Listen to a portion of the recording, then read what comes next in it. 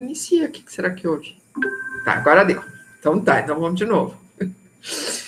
Então, como a gente já tinha conversado na aula passada, a gente vai começar a ver agora a parte mais prática, né, mais objetiva de como se constitui um empreendimento, seja ele solidário ou não, embora a gente vá estar sempre puxando a atenção de vocês, né, para a questão das associações, ou das cooperativas, ou até mesmo de grupos informais, mas o que a gente vai trabalhar vale para um empreendimento solidário, assim como também vale para um empreendimento convencional, vamos chamar assim, né?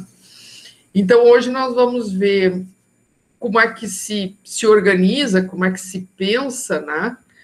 Quais são as reflexões que a gente tem que fazer antes de arregaçar as mangas, né? E pensar num empreendimento, que é o que a gente chama de estudo de viabilidade. E como o próprio nome está dizendo, né?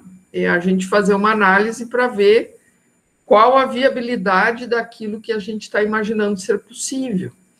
Então, depois disso, né, depois de realmente confirmar que aquilo que a gente pensou faz sentido, aí então se partir para o que se chama de plano de negócios, que aí é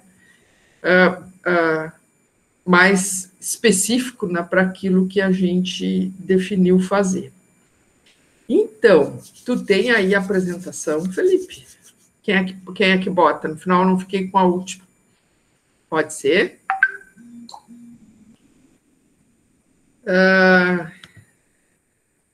Esse material, como a gente já disse, vai ficar à disposição de vocês lá no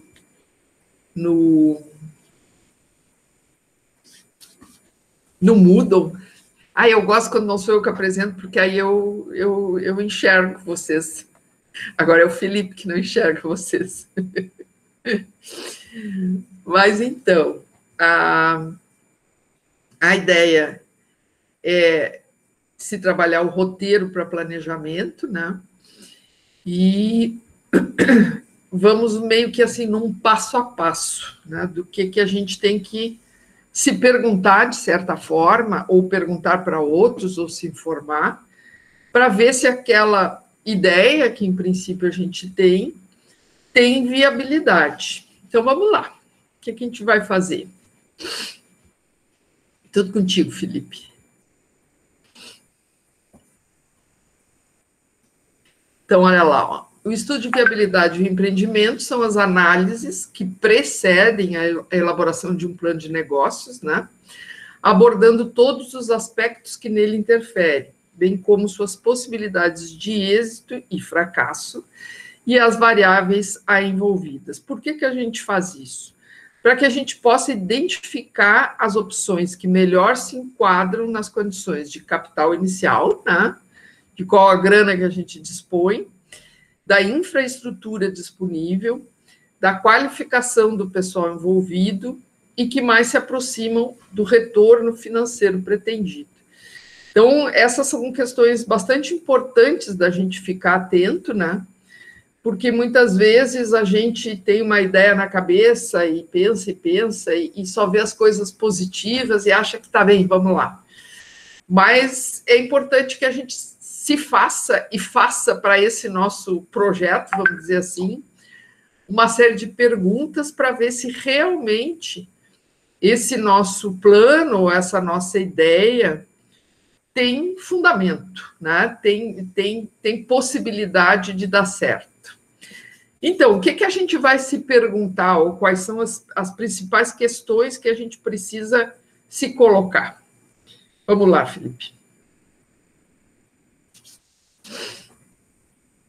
Então, elas aí, ó. Em princípio, se pensa em, no mínimo, as 7 questões que estão listadas ali do lado, que vão continuar aparecendo conforme a gente for mostrando os próximos slides. Então, primeiro a gente precisa identificar uma necessidade, né? Então, não basta a gente achar bonito, achar que é legal, mas a gente tem que ver se isso realmente é uma necessidade para aqueles a quem a gente vai oferecer esse produto, esse serviço, ou seja lá o que for.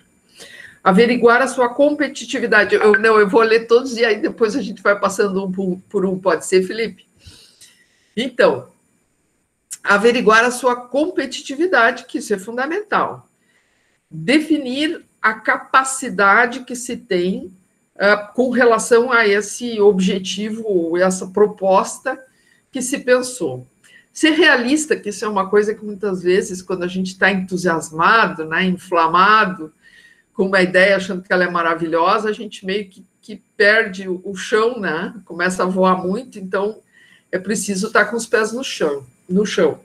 Mapear o mercado, que é fundamental, relacionar todos os riscos e, como última indicação, ter um plano B. E depois a gente vai falando de cada uma dessas questões e vamos explicar por que o plano B. Então, a primeira delas, identificar uma necessidade. O que significa isso? Que não basta a gente ter uma boa ideia, é preciso identificar ela como uma necessidade de outros, né? E de saber como que a gente pode atender essa necessidade da melhor forma e antes que outros o façam. Então, por exemplo, sei lá, na área da construção civil, né? A gente pensa que é muito legal abrir uma ferragem. Também é muito legal abrir uma ferragem. Mas é preciso ter cuidado com uma série de questões. Então, em primeiro lugar, qual é o local em que eu vou colocar essa ferragem, né? Esse local tem outras ferragens, existe demanda do público desse entorno para esse comércio. No caso da ferragem, tem estacionamento no local onde eu estou pensando fazer, tem como é que eu vou dizer, a questão, focando só na questão da necessidade, né? Esse público que estaria no entorno do espaço onde eu estou pensando colocar é um público que é um público consumidor desses produtos que eu vou oferecer. Então, isso são coisas que a gente tem que sempre pensar antes, né? E, de preferência, colocar por escrito as respostas a essas questões que a gente vai fazendo, até para que a gente possa ir identificando os prós e os contras. Agora eu vou falar um pouquinho com o Felipe, porque nós não combinamos uma coisa. Em que momento tu acha que pode entrar fofa? Eu coloquei no finalzinho dos slides ali, depois do quinto ponto, então tá. Depois do mapear então do sigo. mercado. Só para explicar, a fofa não é uma moça querida, tá? Depois a gente vai explicar o que é uma fofa. Mas então vamos explicar lá mais no fim. Então, até aqui, dúvidas, sugestões, perguntas? Todo mundo mudo? Então, nós seguimos. Averiguar a sua competitividade, é o nosso próximo ponto. A questão da competitividade, de certa forma, eu toquei já quando falei da necessidade, né? Mas a competitividade é bem específica, né? No sentido de que a gente tem que ter em mente que esse produto, esse serviço que nós estamos oferecendo, em primeiro lugar, que ele não seja oferecido por muitos, porque senão, obviamente, acaba que dilui muito, né, os demandantes, né, os consumidores desse nosso produto, os clientes. Então, é importante que a gente pense até que ponto que isso que nós estamos oferecendo tem um diferencial em relação aos outros ofertantes, né? Se esse produto que nós estamos oferecendo, ele tem procura no mercado, né? E aí entra a questão do mercado, né? Da gente ver até que ponto ele é comercializável, vamos dizer assim, né? Até que ponto que ele teria a possibilidade de nos dar o retorno que nós esperamos, porque é isso, no final das contas, que a gente quer, né? Quando a gente começa um empreendimento, a nossa ideia é que, a partir dele, nós tenhamos um retorno. Normalmente, o que a gente está trabalhando aqui é retorno financeiro. Bom, pode haver situações em que o retorno não seja financeiro, mas, em princípio, a gente vai se ater a propostas de empreendimento onde haja retorno financeiro. Então, essa coisa do diferencial, né, e que hoje em dia cada vez está mais forte, até porque, em função das mídias, em função de todas as possibilidades de divulgação que se tem, a história do diferencial fica muito na moda, né? Mas, às vezes, o diferencial não é só aquela embalagem diferente, ou o espaço interno transado, ou tipo de chaveirinho não, ninguém mais dá chaveirinho, sei lá o que dão de presente na hora da compra, mas às vezes o diferencial, e principalmente o diferencial pode ser, e deve ser, né, qualidade do produto, qualidade daquilo que a gente está oferecendo, mas isso é sempre... A gente tem sempre que pensar em relação aos outros ofertantes, ou seja, a quem ou com quem vamos fazer concorrência, né? Então, o nosso diferencial tem que ser também no sentido de oferecer um produto ou um serviço melhor, com características mais apropriadas aos consumidores, aos demandantes, a quem vai buscar o nosso produto. Eu não vou gostar de ficar só eu falando aqui, ninguém quer perguntar nada, ninguém quer complementar com nada. Eu acho também, Gisela, que entra aí uma discussão da economia solidária, que é a questão não só do consumo consciente, né, da parte de quem vai consumir esse produto ou serviço, mas também, e isso eu acho que o consumidor, ele não digo consciente, mas é exigente, de modo geral, mas também do produto, vamos dizer, ético, né? Da oferta, né? Como tu estava falando, tem a ver com a qualidade da forma como tu vai ofertar o produto, o próprio produto, né? Ou serviço, né? Então, acho que envolve tudo isso que agrega, vamos dizer, a tal da competitividade, né, aquilo que se está oferecendo. Então, é essa análise que tem que ver. Bom, eu vou prestar um determinado serviço, mas então os outros prestam como esse serviço? De que maneira é prestado pelos outros? Bom, eu tenho que diferenciar ele de algum modo positivamente, óbvio que não pode ser negativamente, né? Mas tem que ser positivo isso, essa oferta, né? Então, eu acho que é um pouco por aí, né? E complementando o Alexandre, isso. Complementando o que o Alexandre está dizendo, normalmente quando a gente pensa em competitividade, a gente pensa em preço, né? Então, eu vou oferecer um produto mais barato e aí eu vou atrair mais o consumidor. Isso, às vezes, pode ser uma armadilha, né? Porque, muitas vezes, o produto mais barato é um produto de pior qualidade.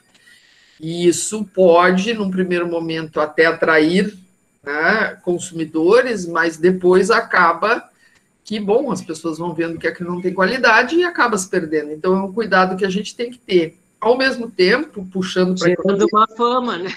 Aí é um tiro no pé, como a gente diz, né? E puxando para a economia solidária, que o Alexandre estava trazendo, e que é aquilo que eu disse, a gente vai sempre procurar trazer para cá.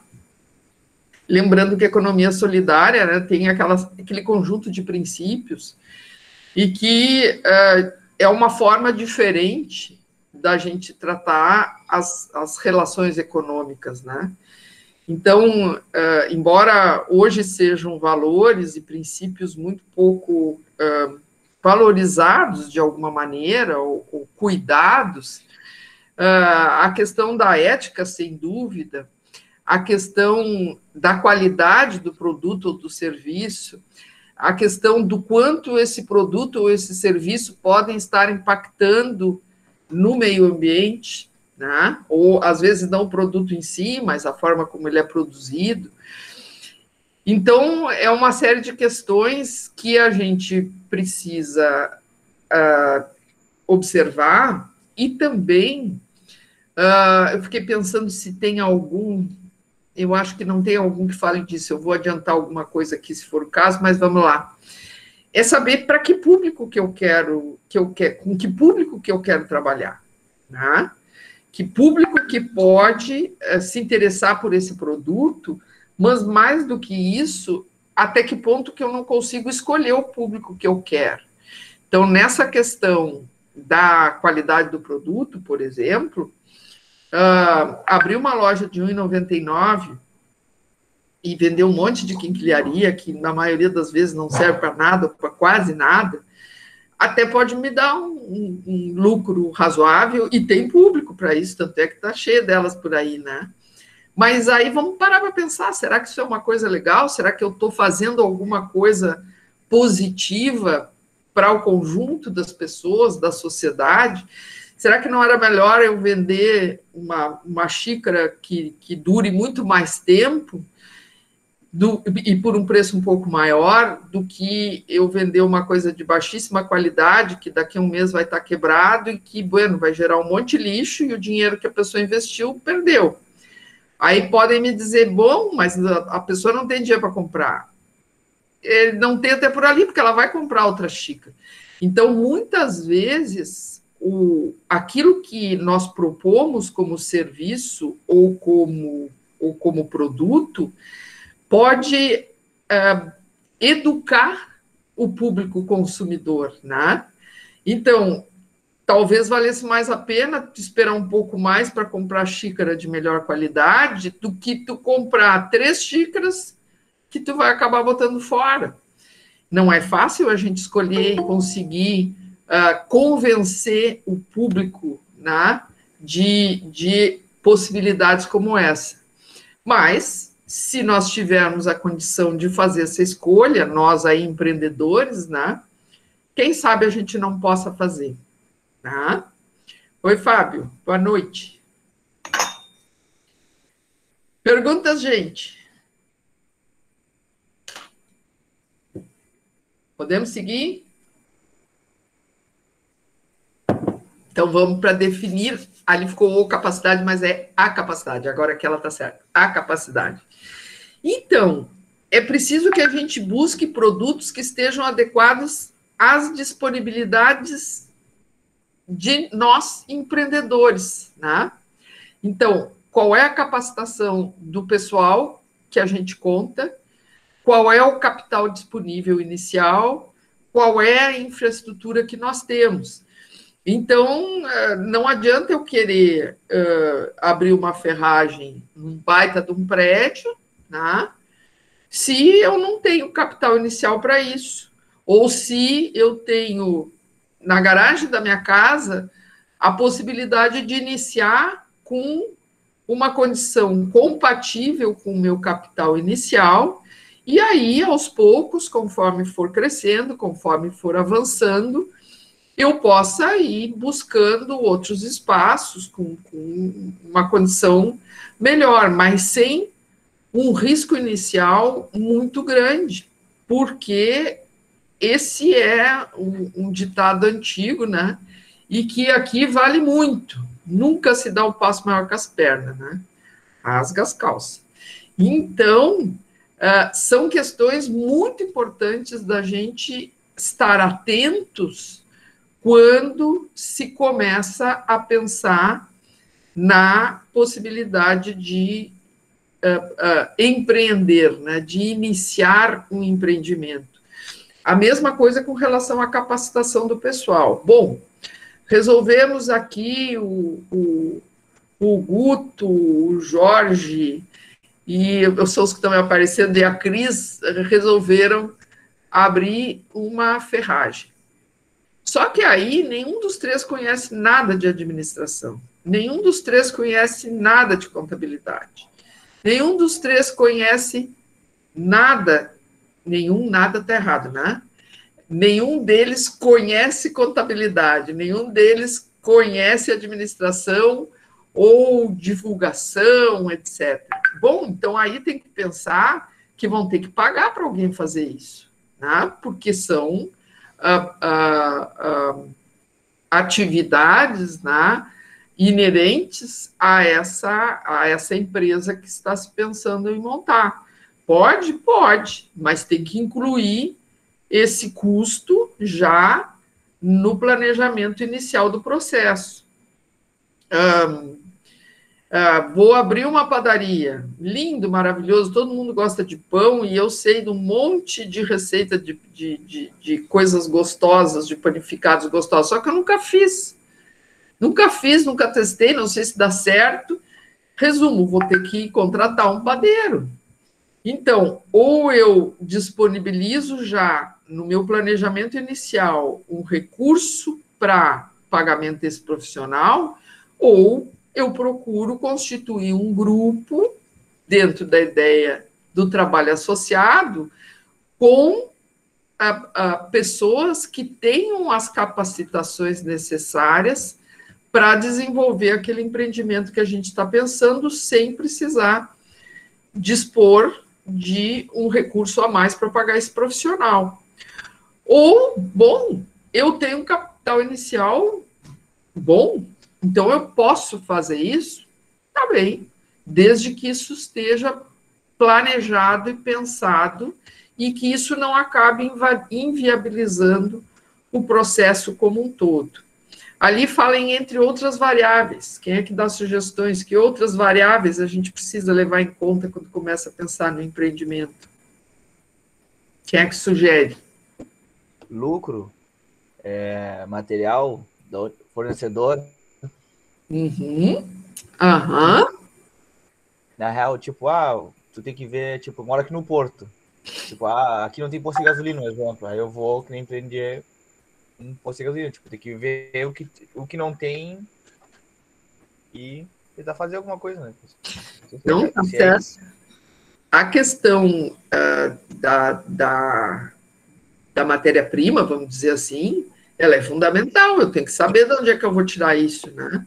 Eu tenho que saber qual é o custo para eu adquirir e para eu transportar essa matéria-prima, se for o caso. No caso da ferragem não é tanto, porque todos os produtos vêm de fora, mas em situações onde os produtos são, vamos falar lá numa... agora está me faltando exemplo, deixa eu pensar uma coisa aqui. Me ajudem aí. Um tipo de empreendimento onde o custo de transporte possa ser muito alto em função da localização que eu defina. Então, eu tenho que ter essa variável em vista, né? Bom, eu vou gastar mais no transporte, ou eu vou gastar mais na busca pela matéria-prima, pelo material, e isso vai diminuir o meu lucro, como estava dizendo o Guto, né? Eu vou ter que ver de onde é que eu vou tirar isso. Gustavo Augusto. Não, é Augusto Ricardo. Você sabe a história, Alexandre e Felipe. Eles tinham, na turma, eles tinha o Augusto e tinha o Gustavo. E eu sempre chamava um pelo nome do outro. Aí um deles saiu, sobrou um. E eu tenho que pensar qual dos dois. Eu acaba não sabendo quem é que ficou do Augusto, Gustavo, né? Então é o Gustavo Augusto, que aí dá certo sempre. É interessante até que esses aspectos que a gente estava abordando agora, a gente fica lá no mapeamento do mercado, né? O item 5 que se aprofunda mais essa questão dos custos, a questão de materiais, a questão, né, dos valores e tal. Porque eles vão dar também essa perspectiva, bom, quanto é que vai me sobrar? Quanto é que o meu trabalho vai ser, vai ser remunerado em quê, né?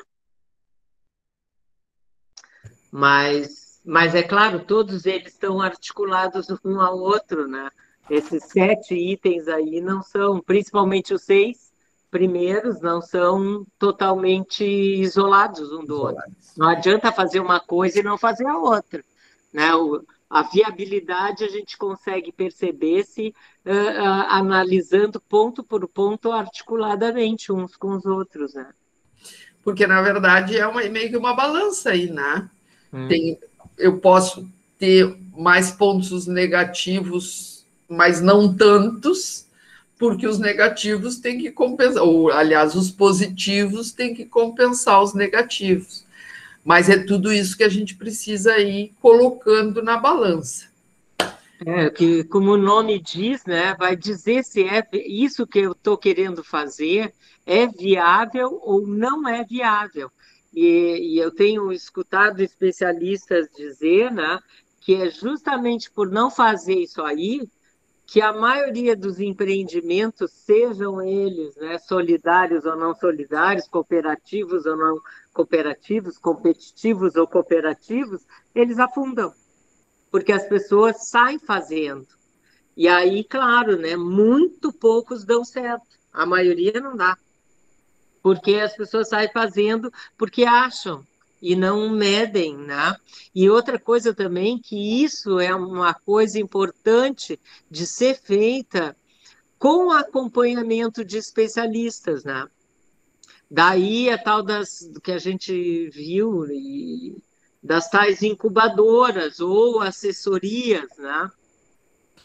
Tipo, que a gente tem no IFSUL, né? Incubadora empresarial que está sendo montada, o Núcleo de Economia Solidária, né? Que é a incubadora de cooperativas, ou o SEBRAE, enfim, né? Tem vários órgãos aí, cada um com o seu custo também, né? Que alguns cobram, outros não. Algumas coisas são de graça, outras não. Mas, enfim, isso também tem que estar dentro desse estudo aí inicial, né?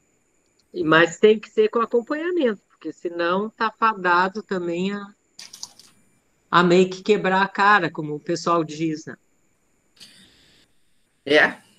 São muitos os cuidados que é preciso que se tenha. Bom, depois nós vamos para o ser realista. Então, o próprio nome está dizendo, mas nem sempre a gente consegue manter os pés no chão, especialmente quando a gente está muito entusiasmado com uma ideia, né? Então, se o otimismo é uma característica positiva, aqui ela precisa ser, né? O otimismo precisa ser medido, né? Nesse caso, otimismo demais pode ser bem problemático. Então, as análises devem contemplar fatores favoráveis e desfavoráveis que podem intervir no empreendimento, baseados em dados concretos. Não é no achismo, né? Eu acho que isso é muito legal, eu acho que vai ter bastante gente procurando, eu acho que eu vou conseguir um aluguel barato pelo espaço, eu acho que... E isso tem muito, né, para dar errado. Então, é preciso dados, é preciso pesquisa, mesmo que essa pesquisa, ninguém precisa necessariamente de uma pesquisa científica contratada por seja lá pelo que for. Muitas vezes a pesquisa é bater de porta em porta e perguntar, e ver, conversar com a vizinhança, perguntar para possíveis compradores ou consumidores o que acham, o que não acham, é observar, né?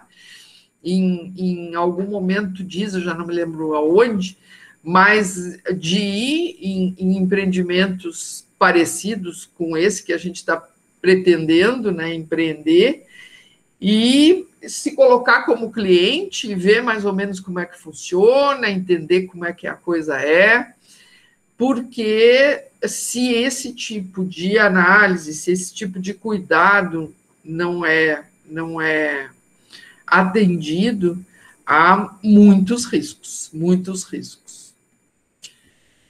Sigo? Posso dizer lá? Pode, deve.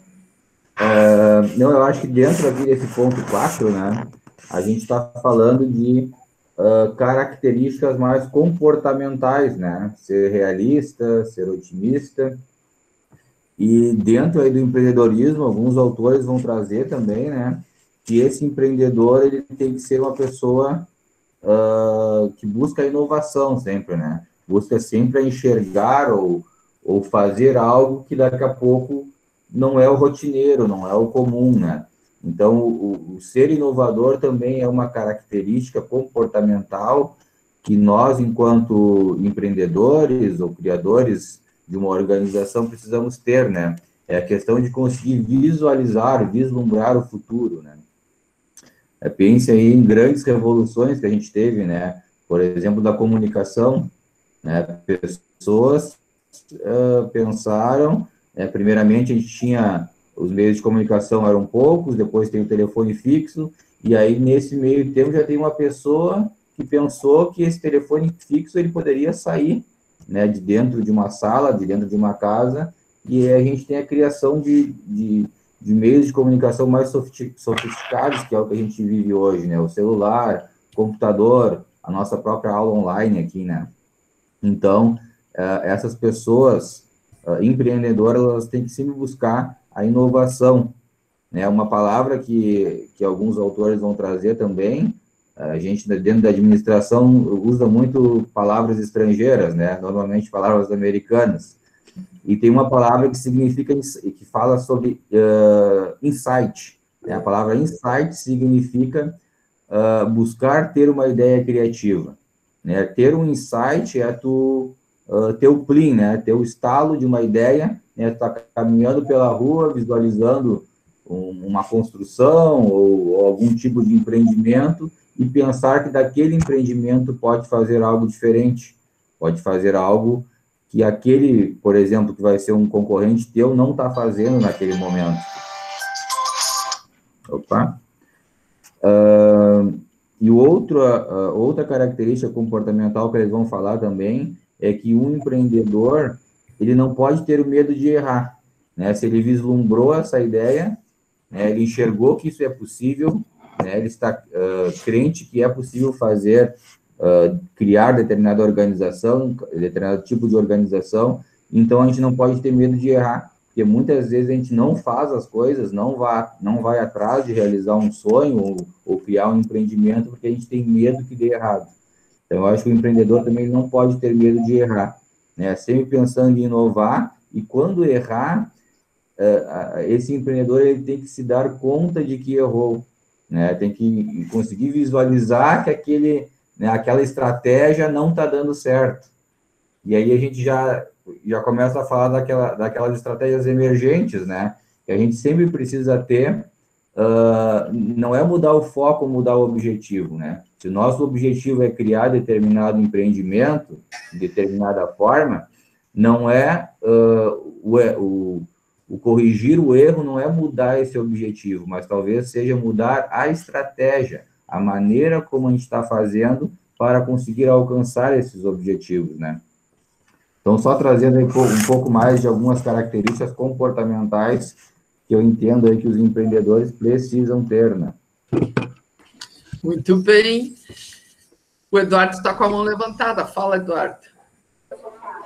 Eu queria só, por causa que assim, isso que o professor Felipe falou aí, eu estou passando por isso nesse momento, né? Em questão que a professora também já estava comentando, que assim, eu abri um empreendimento para mim, né? Eu estou vendendo bebidas aqui, né? E aí o que acontece? Eu fiz um planejamento, não aquelas coisas, mas tipo, eu conversei com alguns amigos, né? Me deram força, tudo, eu sei. perguntei qual é as marcas que eles gostam de beber, de cerveja e coisa. Eu também usei a minha experiência também, né? Comprei as marcas que eu também gosto de beber, dos meus amigos e coisa assim. Eu abri domingo agora e já estou vendendo razoavelmente, assim, sabe? Recém abri, né? E questão assim de divulgação, eu mandei fazer banner, eu fiz uma obra aqui em casa, separei uma peça só para isso, né? E a parte de não ter medo, assim, sabe, de errar, é bem isso mesmo, eu tô tentando, sabe? E aí eu tô fazendo as coisas conforme dá, eu não tô dando um passo maior que a perna, né?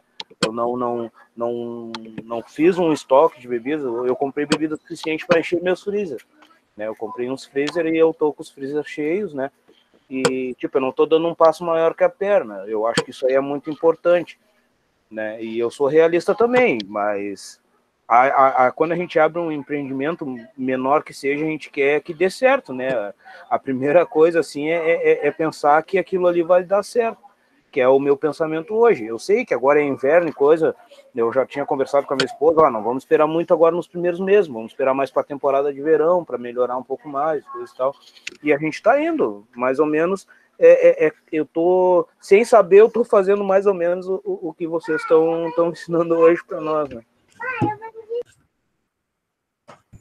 Que bom, Eduardo.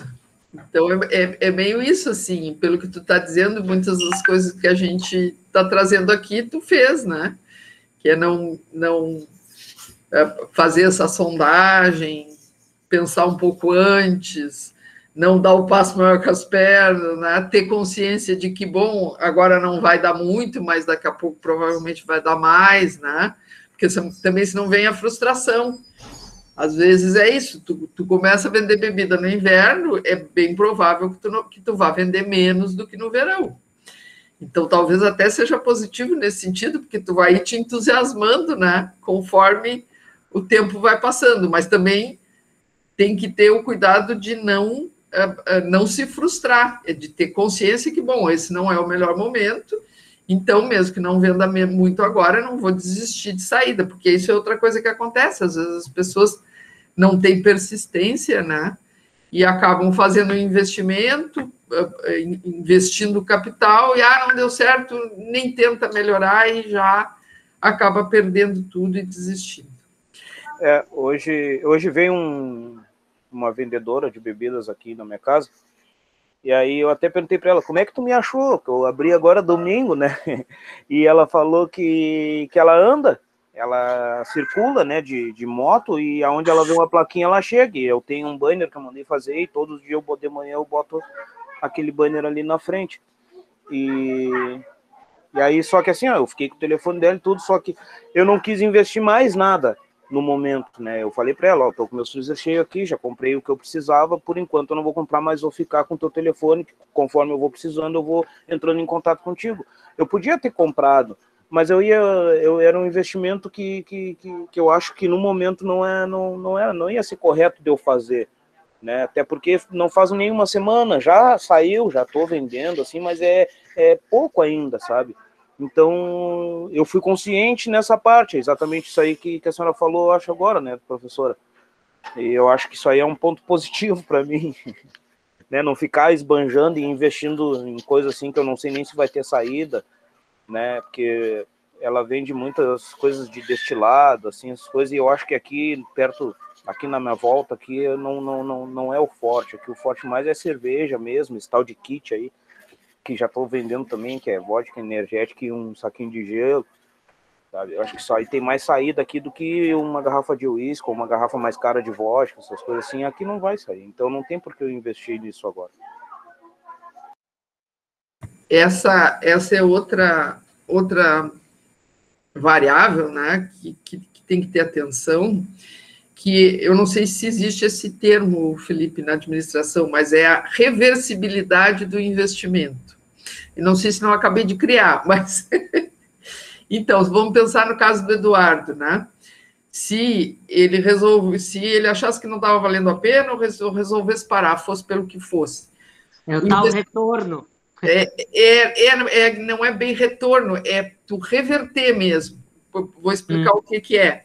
Então, tudo isso que tu investiu, pelo que eu estou entendendo, tu pode transformar em dinheiro de novo, talvez com uma pequena perda. Mas tu pode vender os freezers, tu vai vender bebida, mesmo que tu venda pelo preço de custo. Então, isso é reversível, tu não está colocando investimentos que tu não possa depois tomar de volta se tu desistir. Então, por exemplo, se tu tiver no plano B, então. Pois é, também. Se tu tivesse feito sei lá, um investimento no espaço, pintado, arrumado, feito mobiliário, enfeitado, posto um monte de coisa, de saída, tu tem que pensar bem nesse tipo de coisa, porque isso é irreversível.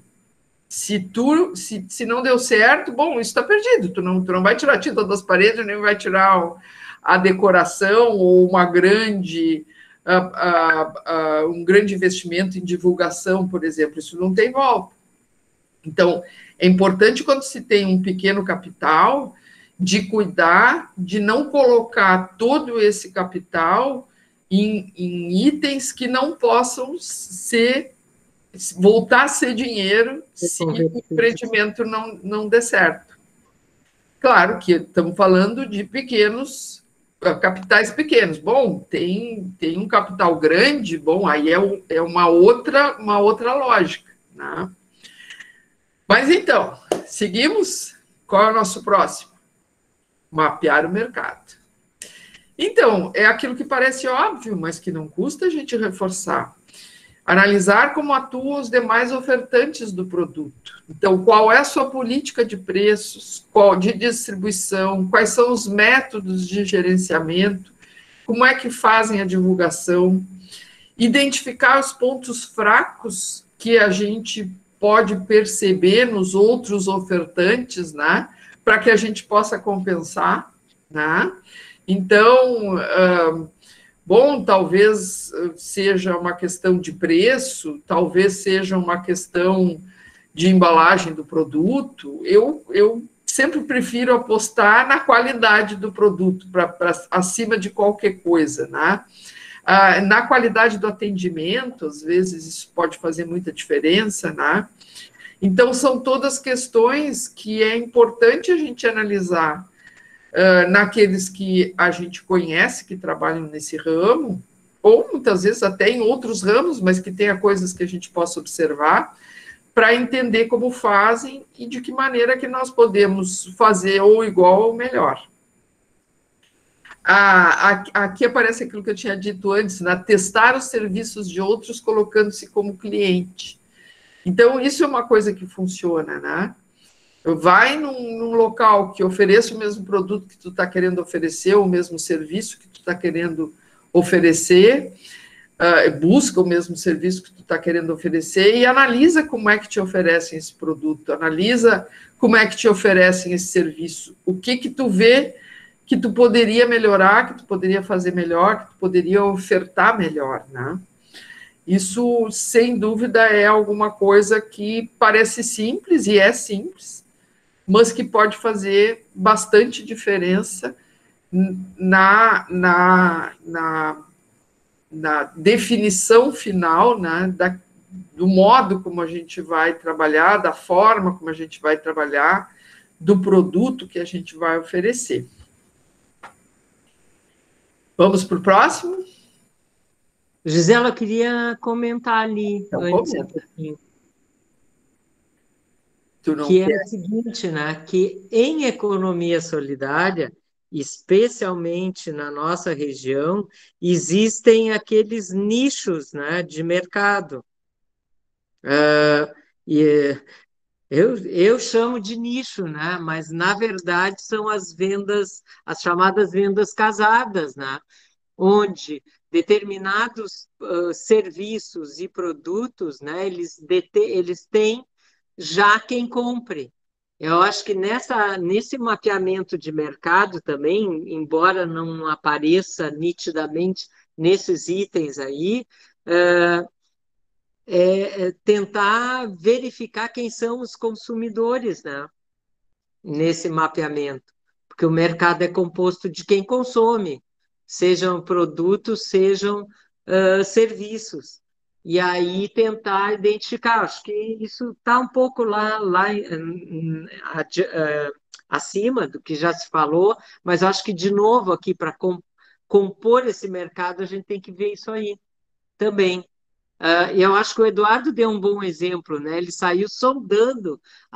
Bom, ele pensou, bebida. Bom, quem consome bebida? Eu consumo bebida, meus amigos, eu vou sair indagando, vendo o que que eles esperam, né? O que que eles consomem, de modo geral, né? Há um nicho, né, desse mercado, há um público não atendido ainda, o que é, né? Então, acho que isso também é uma certa garantia. E aí eu estava lembrando, né, também, no caso do Bem da Terra, né, que consome produtos da economia solidária, ou outros grupos, né, que consomem orgânicos, por exemplo, produtos orgânicos, né? Eu estou dando exemplo fora da construção civil, mas na construção civil também poderia se citar alguns exemplos, né, de reparos, né? O que que as pessoas costumam muito consumir na área da construção civil, de serviços, né? Onde tem esse mercado? Quem é que é perto? São condomínios? São a população em geral? O que que é? Né? Eu acho que isso também é muito importante, porque aí tu tem um consumidor cativo ali, né? Tu tem que analisar esse consumidor para que tu possa cativar esse consumidor, né? E aí tu tem uma garantia de que tu vai poder prestar um serviço ou vender um produto de um modo mais eficiente, mais eficaz, né? Porque tu conhece quem compra normalmente aquilo, quem solicita aquele serviço regularmente. Então, acho que isso é importante, né? Então, era isso. Agora vem a fofa do Felipe. Então, pessoal, dentro do plano de negócios, dentro de um planejamento estratégico, que a gente está falando bastante sobre isso, né, de falar sobre ações, né, que a gente vai fazer para, antes desse empreendimento começar, né, a gente poderia utilizar a fofa, né, a gente aportuguesou, porque também é um conteúdo que foi criado nos Estados Unidos, então se vocês pesquisarem, vocês conseguem encontrar material referente a isso com o nome de análise de SWOT, ou como análise da fofa, né, que as palavras, então, significam forças, né, oportunidades, fraquezas e ameaças, tá? Um fator interno, né, a gente falando para dentro da organização, que vocês vão criar, por exemplo, dentro do empreendimento de vocês, quais são as nossas forças e as nossas fraquezas? Aí a gente poderia pegar a equipe, né? Eu tenho uma equipe qualificada, eu tenho uma equipe que tem experiência, né? Isso pode ser uma força que eu vou ter em relação, por exemplo, a concorrentes, né? Ou isso pode ser uma fraqueza, eu estou contratando pessoas que daqui a pouco não têm experiência, ou, enfim, né? Então, a gente tem que avaliar a questão de estrutura também, né? Isso pode ser uma força ou uma fraqueza, né? Qual é a estrutura que eu tenho? Se a gente for falar aí na área da construção civil, eu tenho as máquinas necessárias, o maquinário necessário para executar uma obra, né? E se eu tenho, se são materiais de qualidade, por exemplo, né, que fazem um serviço de excelência, eu posso considerar, então, que a minha organização já começa com uma força. Tá? Então, sempre quando a gente estiver falando de pontos fracos e pontos fortes, vocês vão ter que olhar para dentro da organização e dizer, ó, eu tenho essas forças e tenho essas fraquezas. E, por outro lado, né, e a gente sempre fala que esses fatores internos, eles são mais controláveis, né? Eu consigo ajustar a partir do momento que eu enxergo que eu tenho, por exemplo, uma equipe fraca, eu consigo proporcionar cursos a eles, eu consigo, daqui a pouco, botar um gerente, ou, no caso da construção civil, um mestre de obras com experiência, e ir tornando essa fraqueza, talvez, aí, em uma força futuramente. E os fatores externos, eles têm um espírito mais incontrolável, que aí a gente está falando de concorrentes, de clientes, de fornecedores, né? Então, quais são as oportunidades, né, para, além do meu empreendimento, que eu enxergo ao meu redor, que eu posso me agarrar e dizer, olha, se eu fizer desta forma, eu estou me diferenciando de concorrentes, por exemplo, né? Vamos pegar um exemplo bem simples. Não sei se o Eduardo, por exemplo, já está trabalhando com cartão, né, máquina de cartão. Hoje, um empreendimento, né, que não trabalha com máquina de cartão, seja crédito ou débito, né, a gente, às vezes, está perdendo vendas porque a gente não tem, por exemplo, uma coisa que já é uma tecnologia até quase ultrapassada, né, porque hoje já tem Pix, né, já se faz transferência, né, todo mundo com aplicativo no celular. Então, não que seja ultrapassado, mas já está quase chegando num ponto que a gente vai dizer que máquina de cartão é algo ultrapassado. Então, assim, eu tenho 2 mercados aqui no bairro. Um oferece eu pagar com cartão, o outro não. Esse empreendimento que oferece esse serviço já tem, talvez, um diferencial em relação ao outro. Ameaças também, né? A questão de políticas, de legislação, de tributos, né? Tudo isso podem ser ameaças que o meu empreendimento pode vir a sofrer, dependendo do segmento, do ramo que eu for abrir o empreendimento, né? Então, são coisas que também precisam ser avaliadas, tá? Enfim, então, aqui eu tenho alguns outros exemplos no próximo slide. Aqui vai falar, a questão de forças, o que você é melhor que a concorrência, né? O que tu tem dentro do teu ambiente interno que é melhor que o teu concorrente, né? Quais são as suas capacidades que diferenciam vocês dos demais, né? Dos demais empreendimentos do mesmo setor? Quais são os seus pontos fortes, né? O que os outros enxergam como fraquezas do seu negócio? Então, essa questão de perguntar, né? De daqui a pouco, se tu tem um empreendimento de venda de produtos, né? Uma loja, por exemplo, tu pode, inclusive, colocar uma caixa de recados, né? Que vai ser o nosso feedback, que a gente fala, né? Que é o retorno, né? São o que as pessoas comentam sobre o teu empreendimento. Então, isso é importante, porque, às vezes, até a questão se a gente é otimista demais, a gente acaba não enxergando algumas coisas que podem ser óbvias, né? E aí a gente acaba pecando por ser otimista demais. Então, as pessoas nos darem um feedback, nos darem um retorno, isso é muito importante para nós vermos forças e fraquezas que talvez a gente ainda não tenha enxergue, né? Oportunidades. Quais condições ou acontecimentos podem impactar positivamente o negócio? Em que contexto em que está inserido pode ajudar? Quais são os riscos positivos da empresa? O que a concorrência está fazendo que pode te impactar? Quais são as vulnerabilidades da empresa em relação a decisões governamentais, que eu já falei para vocês? Quais são os riscos negativos? Né? Se nós pegarmos aqui concorrentes, né? O meu concorrente, por exemplo, a professora Gisela estava colocando, ele trabalha com baixo preço, né? Baixo custo. O produto dele não é de uma qualidade tão boa e o preço é baixo, né? Então, ele consegue atingir certa parte da sociedade que quer comprar produtos mais baratos. Né? Vamos pegar uma situação de que esse empreendimento está no centro da cidade, né? O professor Alexandre também estava colocando isso. Será que nesse centro da cidade, além de ter pessoas que querem comprar produtos a baixo preço, será que também não tem pessoas que querem pagar um pouco mais e ter um produto de qualidade? Então, são essas oportunidades e ameaças que a gente tem que enxergar, né? De como os nossos concorrentes estão trabalhando, como é que eu posso buscar um diferencial em relação a eles, ser inovador, por exemplo, trazer algo diferente. Questão de clientes é muito importante aqui, né? Por exemplo, se eu for montar um empreendimento que vende produtos naturais, orgânicos, de qualidade, com uma qualidade superior a produtos, por exemplo, mais convencionais, de um Ceasa da vida, por exemplo. Eu vou ter que enxergar aonde é a praça, né? Qual é o local que eu devo abrir esse empreendimento.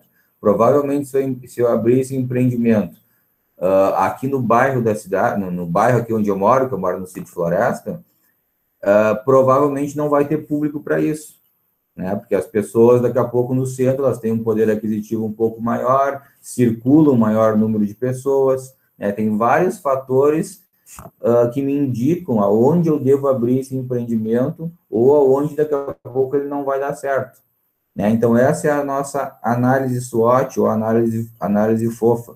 Antes de nós começarmos o empreendimento, é importante nós listarmos, né? Colocarmos na ponta do lápis todas as nossas forças e fraquezas no ambiente interno e todas as nossas oportunidades que enxergamos de sermos diferentes no mercado, sermos inovadores, e as ameaças que esse mercado, esse segmento, pode passar, né? Que são os nossos riscos, então, que a gente... que pode acontecer dentro de qualquer empreendimento, né? Então, é muito importante a gente fazer essa análise aqui para já conseguir enxergar um pouco além do que meramente ir lá e abrir o negócio e daqui a pouco vai ser um empreendimento que ele vai falir, né? Vai quebrar em pouco tempo. Um dado que eu tenho, que é dos empreendimentos, os micros e pequenos empreendimentos no Brasil, é que 25% dos pequenos empreendimentos, eles quebram em 2 anos. Isso significa 1 a cada 4. Pensem só, a cada 4 CNPJs que abrem no Brasil, 1 quebra em 2 anos. E desses que quebram, né, destes 25% que falem, né, acabam falindo, 90% deles não fez um planejamento estratégico, não criou, não elaborou um plano de negócio. Então, a importância de nós colocarmos, né, avaliarmos, analisarmos e colocarmos isso no papel para conseguir visualizar mais o que essa organização vai ser e o que ela pode fazer para a sociedade, né? Isso vai nos levar a ter uma maior competitividade, né? E enxergar se erros acontecem.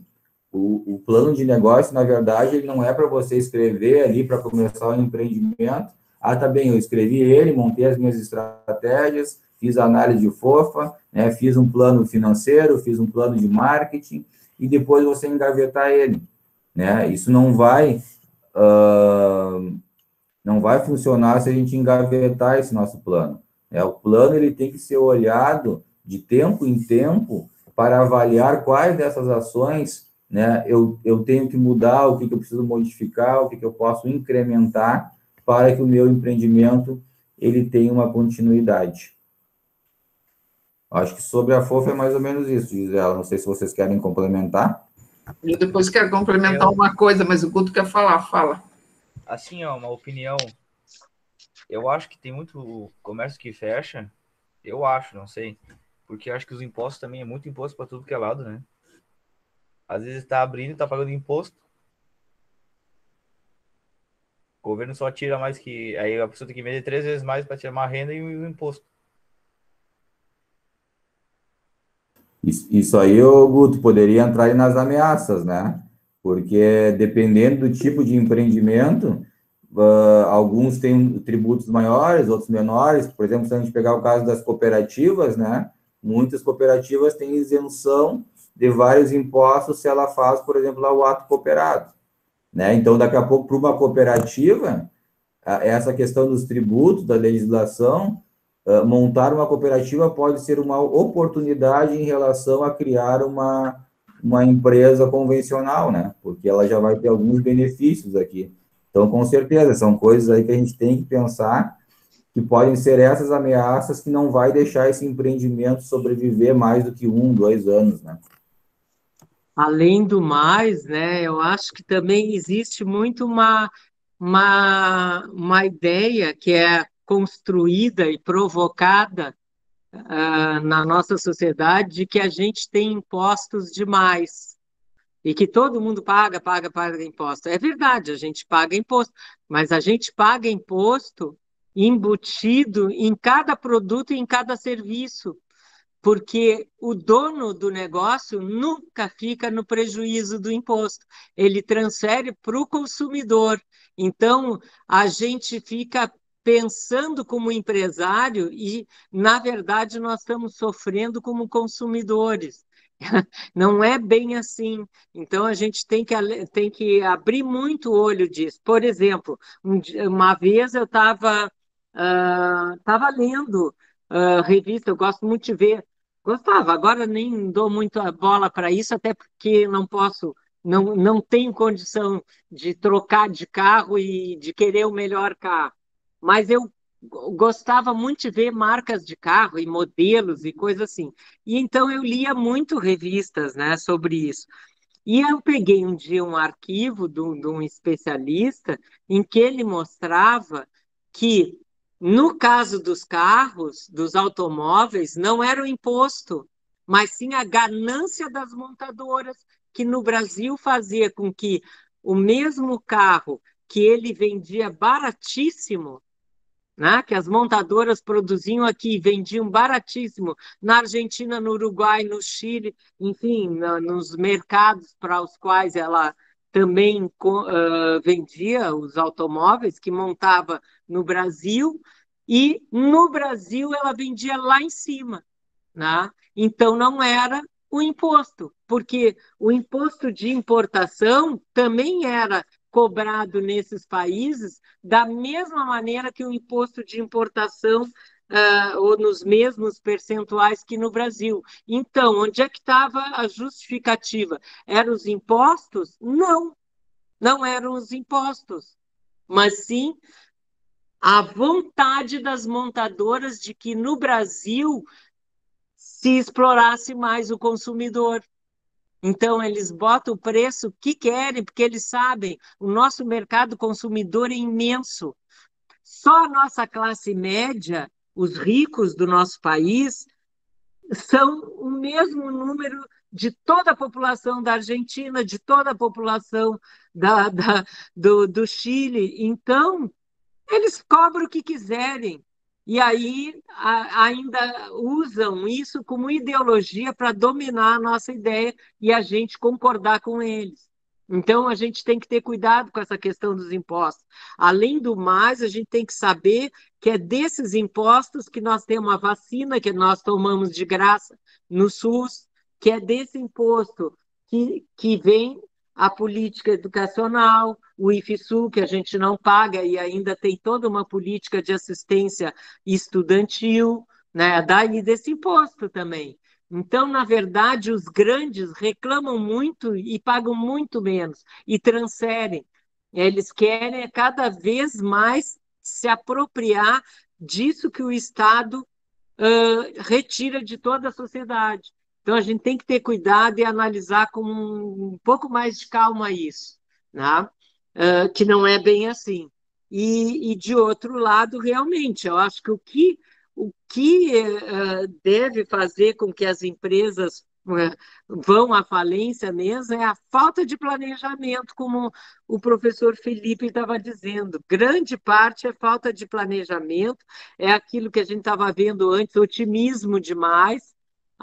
O brasileiro tem mania da esperteza, né, de que ele é mais esperto que todo mundo, e aí bota a esperteza no negócio, e aí em seguida quebra a cara, porque fica mal falado, fica mal visto, entende?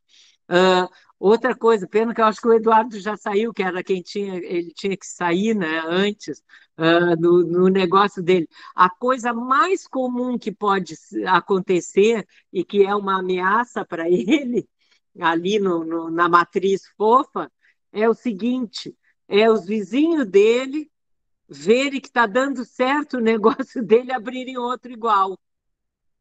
Aí o que vai acontecer? Vai estabelecer uma concorrência ali, né? E isso pode quebrar ele e o vizinho. E é muito comum isso acontecer. Se vocês olharem aí, no que tem ali uma padaria, um barzinho, um pequeno negócio, está dando certo, aí um outro diz, eu tenho que me virar, eu vou fazer igual. E aí faz, né? E aí isso quebra. Ajuda quem? O grande, que não vai quebrar nunca, porque ele tem subvenção de impostos, ele tem fácil financiamento nos bancos, grandes bancos, ele tem uma série de coisas que faz com que ele não quebre, que o Estado recolhe através dos impostos aqueles gerais e transfere para eles, não transfere para nós e para os nossos pequenos negócios, né? Que são, pode ser quase que solidário de sobrevivência. Então, essa questão é que tem que ser analisada. E ela não é mostrada, porque não há interesse dos grandes que isso seja mostrado. E aí a gente lembra, né, que os grandes canais de TV, seja a Globo, Tupi, nem existe mais Tupi, seja a Rede TV, seja, eu sou velha, né? Seja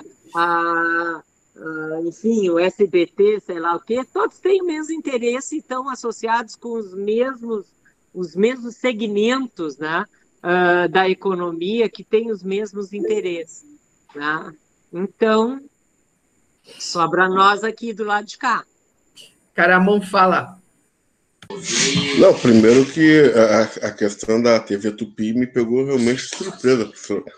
Se eu tivesse falado TV Manchete até, tá. Manchete, né? Pô, mas não, a Tupi... A TV Tupi foi comprada pela Globo, não foi? Não sei, mas a Tupi é extinta desde a década de 70, mas vamos lá. Não, antes da década de 70, eu não conhecia 70. a Tupi. Foi muito. Ela foi comprada pela muito lá atrás. Globo. Ela foi incorporada, surgiu, a Globo surgiu dela. Professor, o senhor falou aí sobre essa questão, eu estava prestando atenção, o senhor falou sobre a questão dos carros, né? Dos automóveis. Dos automóveis e veículos, enfim. Aqui em Pelotas, tem uma classe que está tendo uma ascensão muito rápida. E eu sei porque foram amigos, não digo amigos, mas conhecidos meus, inclusive da Guabiroba, do Fragata, que hoje estão muito bem de vida, vendendo carro usado. Usado, né? Carro usado. Bom, o senhor me falou essa questão, o senhor falou para nós, né? A questão do que em outros países os carros que são fabricados, né, aqui no Brasil são vendidos com um valor bem absurdo aqui, realmente é absurdo, mas nos países até não países tão longe, né, vizinhos aqui do Mercosul, os carros chegam por um valor muito menor do que aqui no Brasil. Mas como é que se explica o fenômeno desses pessoal daqui de Pelotas ir até Santa Catarina e buscar carro lá para vender aqui por mais caro, sabe? Os impostos, eu nunca entendi isso, né? Já que o senhor tocou nesse assunto, é uma curiosidade. Se o senhor puder, sei lá, se alguém tem uma resposta que não seja tão demorada, né? Para não ocupar tanto tempo. Mas por que ali em Santa Catarina, do outro lado, ali no estado vizinho, os caras saem daqui, estão enriquecendo, estão tendo uma ascensão na vida, isso é muito bom para eles, trazendo carro de Santa Catarina. Já sei, às vezes eu sei, porque eles vão de avião, às vezes, lá em Santa Catarina buscar carro. Eles pagam gente para ir buscar carro para eles. Tem funcionários que fazem isso, que ganham comissão, e trazem de lá para Pelotas e aqui vendem mais caro. Por quê? Lá o imposto é mais barato? Primeiro, eu assim, não tenho certeza do que eu vou falar, mas eu fico imaginando, né? Primeiro, porque também esses automóveis, né, eles são mais baratos quanto mais próximos eles estão da área da produção deles. É a mesma coisa que o gás de cozinha, a gasolina, né? Quanto mais nós nos distanciamos do lugar onde eles são produzidos, né? Tanto mais caro eles vão ser esses produtos. E assim acontece com o automóvel. Eu também via isso, por exemplo, eu digo, que barbada, um carrão desses nesse valor, aí eu ia olhar, ou estava em Porto Alegre, ou então estava lá, né, nem digo em Florianópolis, estava lá em São Paulo. Em São Paulo é muito mais barato, ou em Minas Gerais, depende de aonde está a montadora e aonde foi a origem desse produto, né? E depois ainda tem a concorrência dos impostos entre os estados, né? Porque o estado ele cobra também um certo imposto pelo produto que não é produzido ali e entra até para fazer uma certa equalização em relação ao produto que é produzido aqui e tal. Por exemplo, aqui a gente tem uma montadora que é a Chevrolet, né? Mas não todos os carros da Chevrolet são montados aqui ali na Grande Porto Alegre, né? Eu nem sei se eles ainda estão... eu acho que estão, né? Acho que o Onix é montado ali, não sei que outro veículo da Chevrolet, mas tem essa dinâmica. Eu acho que até o Felipe deve saber mais do que eu na questão da dinâmica de mercado e da questão da precificação dos produtos, né? Eu pensei até que tu ia dizer que como é, Caramão, né? Que é assim que Isso, caramão. a Gisela te chama, mas eu pensei que tu ia dizer que tem gente que chega aí no exterior comprar para trazer.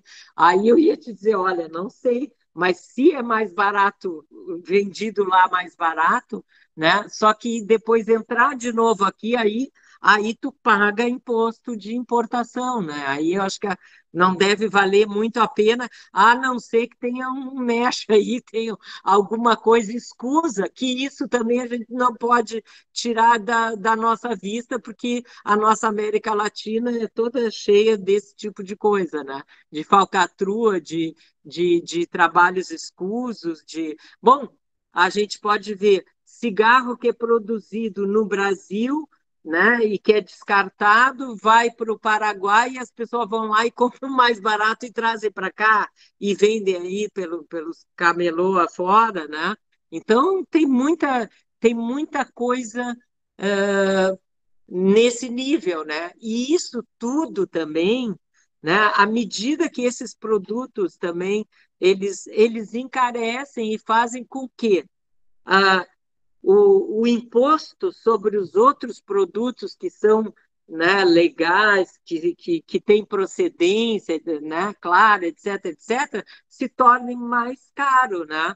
Por quê? Porque a gente está consumindo também uma coisa, que nem a Gisela estava usando o exemplo, né? Muitas coisas que a gente está consumindo não foram produzidas aqui, não têm qualidade e estão igual, né? Claro, porque as pessoas têm que se virar, têm que sobreviver, então elas fazem esse tráfico, né, de coisas, né, do Made in Paraguai, como a gente chama, né, e que acabam aviltando a nossa economia, porque isso é tudo por baixo dos panos, né?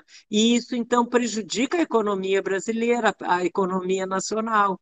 Então, tem tudo isso, né? Mas no caso dos veículos que tu perguntou, eu imagino que seja por isso. Porque já em Porto Alegre é mais barato do que aqui. Mas Porto Alegre está mais próximo. Depois tu vai para Florianópolis, é muito mais barato que em Porto Alegre. Até um carro usado, né? E não só usado, o 0 quilômetro também. E aí tu vai chegando próximo da região da fábrica, mais barato se torna ainda. Então, eu imagino que seja um pouco isso também, que faz com que o pessoal, claro, quem tem capital de giro, quem tem um empreendimento, vai lá buscar, né? Eu lembro que na economia solidária aqui a gente estava tentando buscar coisas que não são produzidas aqui, em outros lugares, e aí torna um pouco mais caro, né? Para revenda, né, dos produtos aqui, com tudo que a gente obedece determinados princípios, etc. e tal. Não sei se eu consegui te responder. Muito obrigado, Já você me respondeu. Já tenho uma nova visão sobre esse assunto. Quando questionado eu for, eu já sei o que falar. Agora, Caramão, é sempre legal a gente ir atrás e investigar, sabe? E foi o que eu fiz, me chamou a atenção aquele artigo daquele jornalista, né, de carros, e eu digo, mas será que é? Eu tinha essa outra ideia. É imposto demais, né? Mas, além da questão do imposto ser relativamente caro, mas no Brasil ele não é tanto, experimenta te mudar para a Inglaterra e comprar um carro. Tu pode, olha os carros da França, a maioria é tudo carro velho.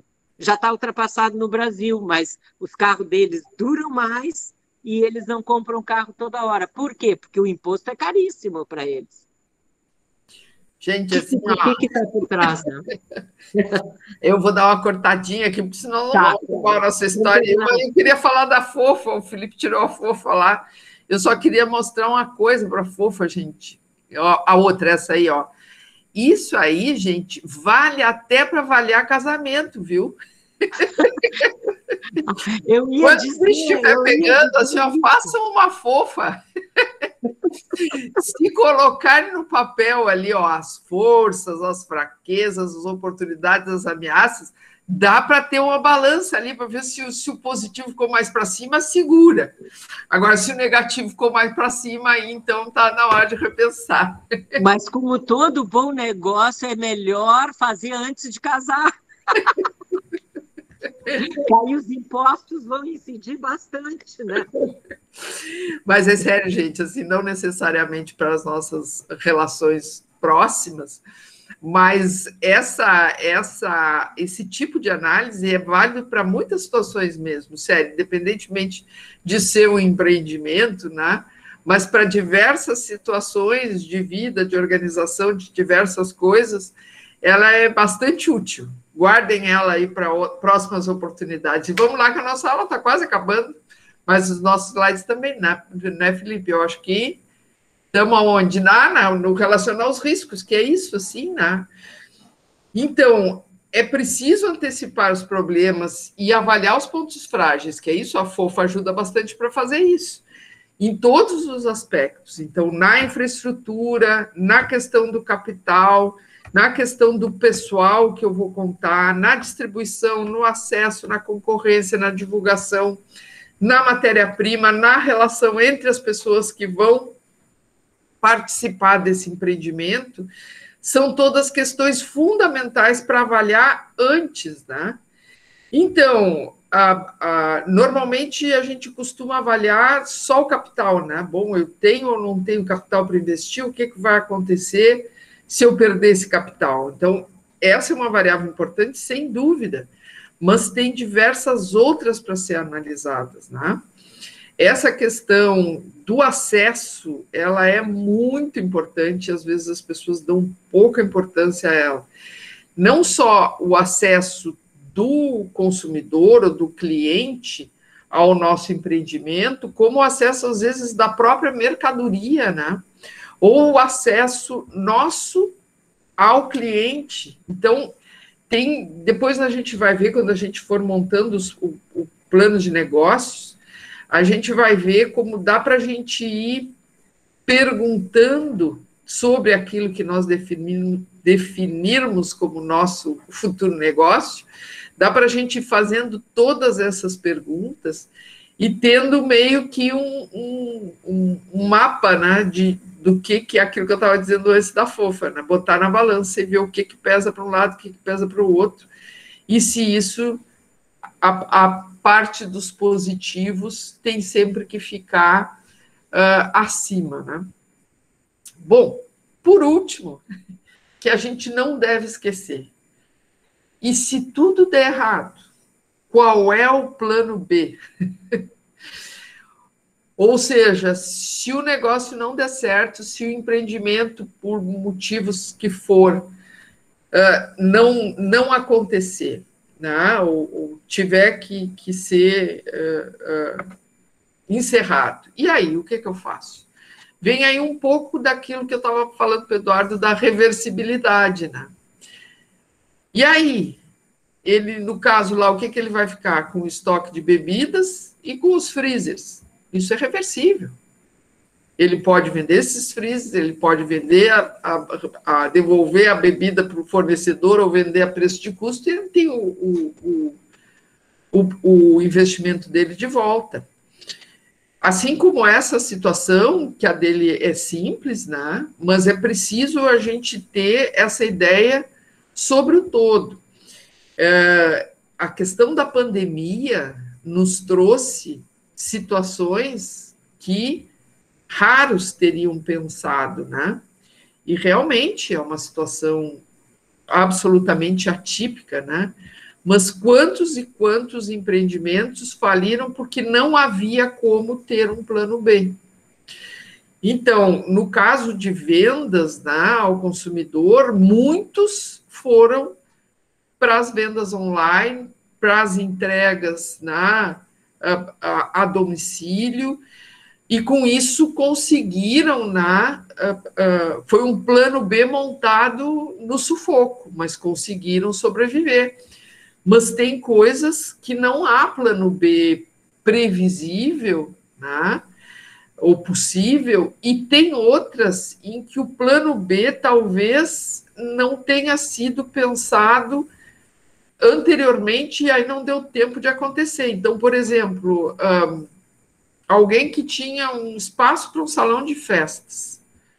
Bom, não tem festa, não adianta, não tem como, nesse momento, reverter isso e, como acabou ficando comprovado, infelizmente, o prazo foi muito maior do que se imaginou inicialmente. E aí, o que fazer? Tu não consegue vender todas as mesas, o teu espaço, tu não achar o espaço e ter algum retorno com isso. Então, o que fazer? Bom, quem sabe, usar esse espaço para um outro tipo de atividade, quem sabe locar para outra atividade que seja possível, não sei, mas pensar por antecipação num plano B para se o empreendimento não der certo, é sem dúvida também um cuidado bastante importante. 21h01. As nossas aulas, você sabe, deviam acabar às 9, né? A gente sempre acaba um pouquinho mais tarde, porque a gente vai espichando, mas hoje eu acho que até nós chegamos no nosso tempo. Não sei se alguém tem que quer perguntar alguma coisa. Felipe e Alexandre, se querem falar mais alguma coisa. Os slides acabaram, né, Felipe? Esse era o último? Sim, era o último. E aí? Perguntas? Professora. Fala, Jorge. É complicado, né? Mas a realidade, o mercado, assim, meio que universal a coisa, é bem ao contrário, né? Do que se deveria fazer, né? Por exemplo, essa coisa de vender uma coisa melhor qualidade e preço melhor. Vai contra tudo que vem acontecendo há anos, não só no Brasil, no mundo, né? É cada vez mais empurrando a obsolescência programada, aquela, como dizem. Né? É difícil de ver, mas hoje em dia o que dá dinheiro é isso aí. Por exemplo, eu sou de uma época aí, comprava uma TV ali, comprava uma geladeira, por exemplo. Comprava uma geladeira que durava 10 anos, 15 anos ali. Ficava de herança. E bonitinha, ficava de herança, né? Hoje tu vai ali e compra uma geladeira, 2 anos, tá tudo enferrujado. Complicado. Essa, sem dúvida, não sei se todo mundo sabe o que é a obsolescência programada que o Jorge está trazendo. Grandes empresas, né, grandes fábricas, têm especialistas para determinar de que forma que esse produto pode se tornar inútil o mais rápido possível para que o consumidor precise comprar outro. Então, nessa linha de raciocínio e de proposta, né, uma geladeira que dure, ou um sapato que permaneça, né, em condições de uso, e qualquer outro tipo de produto, é um problema, porque é isso. Se o produto permanecer utilizável, tu não vai comprar outro, né? Eu sou muito persistente, e eu acho que isso também é uma questão de autocontrole nosso. Eu, por exemplo, se estraga o liquidificador, eu levo para arrumar. E aí me cobram R$100. E aí as pessoas próximas dizem, mas tu tá louca, tu vai pagar R$100 para consertar uma coisa velha? Tem novo quase por esse preço. O quase por esse preço é 150. Então, eu pago R$100, sim, e fico com a coisa velha. Por quê? Porque se eu... Primeiro, porque eu vou gastar 50, né? Só para ter um bonitinho. E segundo, que eu vou botar esse outro no lixo. E eu vou aumentar o lixo do planeta. Então, não adianta a gente fazer discurso de que a gente precisa preservar, de que o planeta está acabando e não sei o quê, e na nossa prática a gente não colocar isso como algo realmente possível de se fazer. Então, por que eu tenho que comprar roupa nova cada vez que muda a estação? Porque não está mais na moda. Mas que moda, gente? Se vocês pararem para pensar o que é moda, se chegou a um limite tal de não ter mais o que inventar, que hoje as pessoas compram roupa rasgada e saem para a rua porque está na moda. Então, se viesse um ET aqui e quisesse saber se essa espécie a qual nós pertencemos tem um mínimo de racionalidade, se a gente contar uma história dessas para um ET, ele não acredita. Ele vai dizer que nós somos todos irracionais. Porque o que faz alguém que se diga racional comprar uma coisa estragada, uma roupa rasgada é uma coisa estragada, para usar, nova, novinha, pagando caro. São coisas que são difíceis de a gente acreditar e a gente passa por sobre elas como se isso fosse normal, como se pudesse ser assim, né? E aí alguém vai dizer, mas se não for assim, não roda a economia. Como não roda a economia, gente? Que economia é essa, né? E aí vamos pensar que se eu deixar de comprar a calça rasgada nova e usar a calça rasgada antiga, eu vou usar esse dinheiro para comprar outra coisa.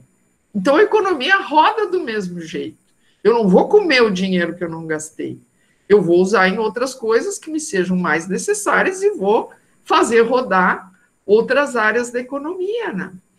Mas aí, ao invés da gente colocar o nosso dinheiro lá no cara ali do bairro, né, que faz o serviço de conserto e que vai fazer girar ali no bairro aquele valor que eu paguei, os R$100 que eu paguei pelo conserto, eu pago para, sei lá, agora vou ficar que nem o Alexandre falaram do PI, a Valita ainda existe? Eu acho que a Valita existe, a Brastemp.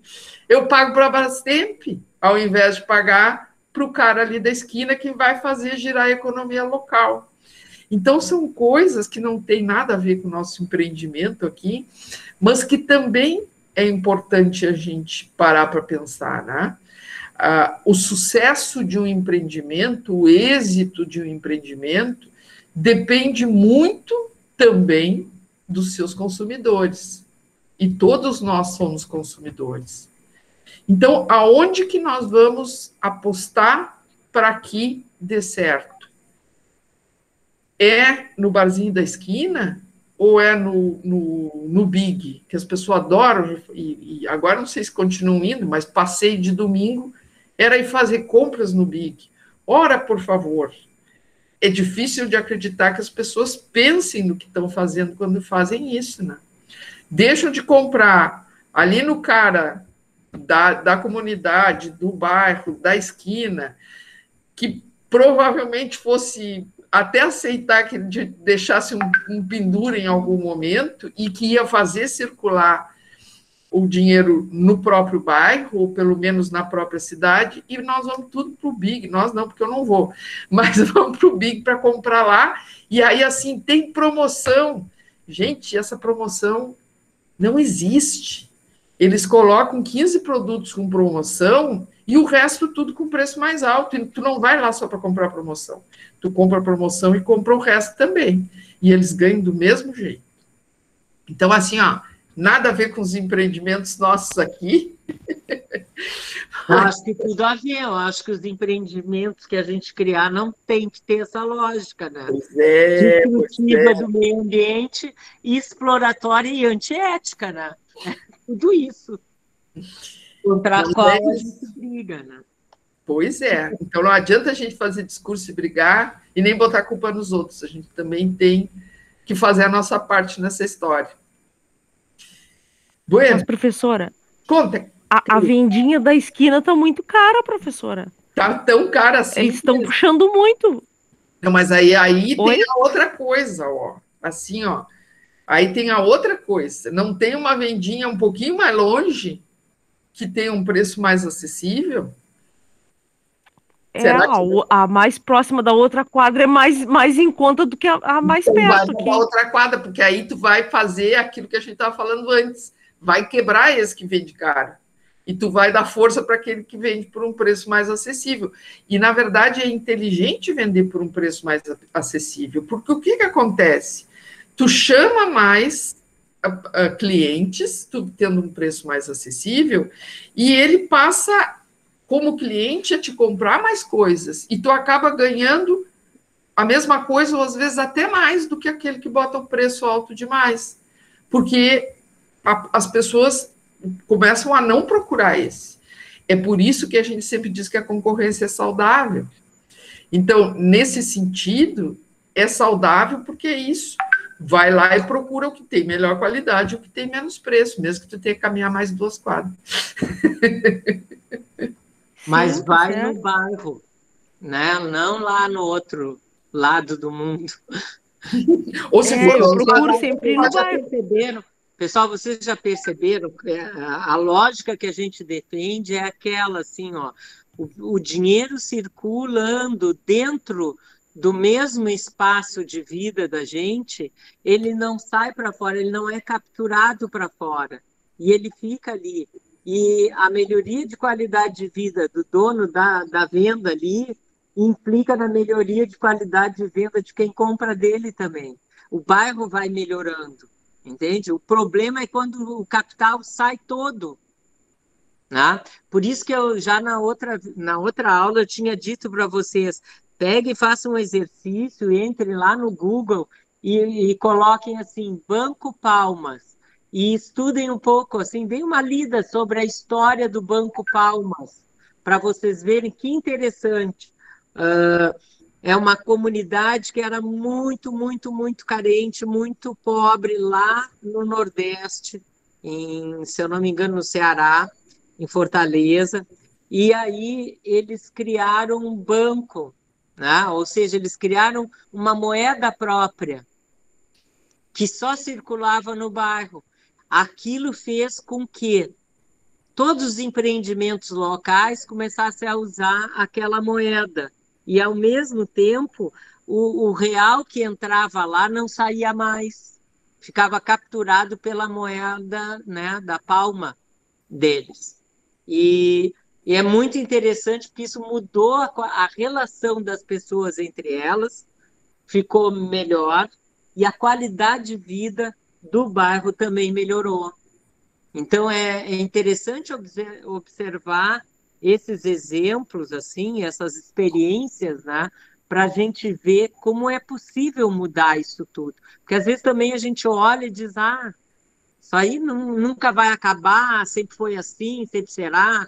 Quando, se a gente for estudar mesmo a fundo, nem sempre foi assim, então não precisa ser sempre assim. E a gente tem, né, como a Gisela diz, né, a gente tem como fazer a nossa parte, né? Mesmo que a gente ache que ela é muito pequenininha. É que nem separar o resíduo sólido, né? Separar o resíduo, aquele lixo sujo do lixo limpo. O lixo limpo a gente sabe que vai para a cooperativa e tal. Mas aí eu já vi que passa o caminhão, eles botam tudo lá dentro. Não interessa, eu fiz a minha parte. E se eu reproduzir, todo mundo começar a fazer a sua parte, cada vez mais vai ser separado o resíduo. E aí nós vamos começar a brigar com a prefeitura, com quem recolhe o lixo, para que ele separe, recolha separado também, para que os coitados lá dos catadores, né, dentro do galpão de triagem, eles recebam o resíduo e facilite a vida deles, né, o trabalho deles. E assim está limpando o meio ambiente, está limpando o planeta, está indo menos sujeira para um lixão, né? Custa menos para a prefeitura, que vai poder aplicar os impostos que cobra da gente em outras coisas mais úteis do que está pagando uma empresa para levar lá para Minas do Leão um monte de resíduo que podia ser reciclado. Então, a gente tem como fazer a nossa parte. Mesmo que o vizinho não faça, mesmo que o outro não faça, porque a gente é muito Maria vai com as outras, né? Ah, o fulano não faz, então eu não vou fazer. Bom, não, assim é que não dá certo. Então, A gente, Cris vai na venda um pouquinho mais longe. Não é venda, né? Venda é parecido com a TV Tupi. isso. E vai lá no Google e dá uma olhada. Esse Banco Palma. Tá bem. Palmeiras. Mais alguém? Mais alguma pergunta? Aula que vem vamos começar a fazer, ou pelo menos entender o que é um plano de negócios. E na outra começar a fazer um plano de negócios. Ô, Cristiane, vai no Big, compra, volta para a comunidade e vende. Pode pior. Mas melhor ainda nos atacadores, né? Melhor ainda se tu te juntar com mais uns 2 ou 3 e fizer compras coletivas, que aí tu consegue preço melhor. É uma outra saída também. Olha aí, ó. Comprar direto, por exemplo, hortifrutis, produtos da colônia, né? Comprar de quem produz aqui, não do Big ou do Atacadão, seja lá qual for o hipermercado, porque tu não sabe de onde vem, tu não sabe que veneno andaram aplicando ali, tu não sabe quem produziu aquilo ali. A gente tem que buscar também ser não só buscar as nossas, né, oportunidades, mas também ser um consumidor mais consciente. Isso é que é ter consciência do consumo, saber de onde vem, o que é feito. Outra coisa, vocês já viram? Pesquisem a quantidade de litros d'água gasta para fabricar uma calça jeans. E depois rasgar. Deem uma olhada do que é preciso para fabricar em litros, só litros, nem estou falando dos outros produtos todos, mas só em litros d'água. E aí vejam bem, analisem essa falta d'água, a barragem baixando, né?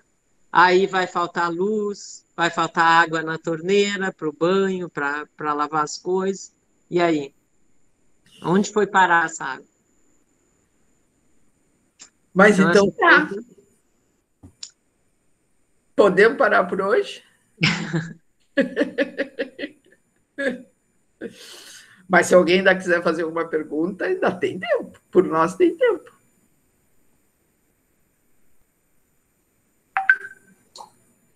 O Felipe agora reapareceu. Para mim, ele estava aparecendo, ele que está vendo vocês agora.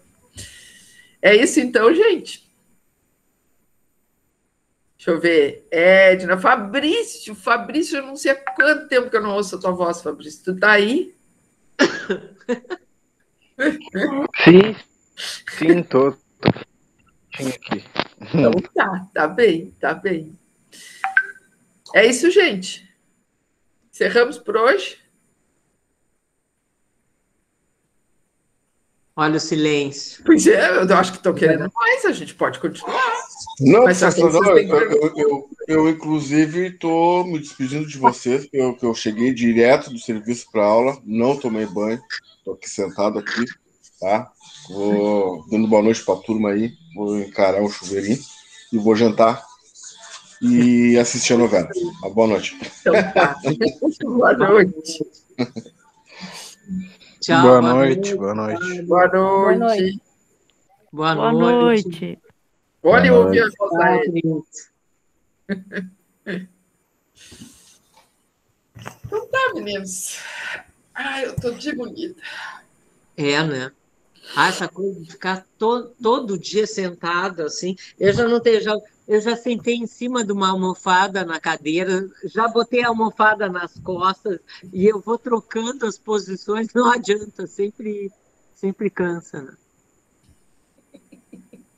E aí, a gravação? Desliga aí, Gisela. Peraí.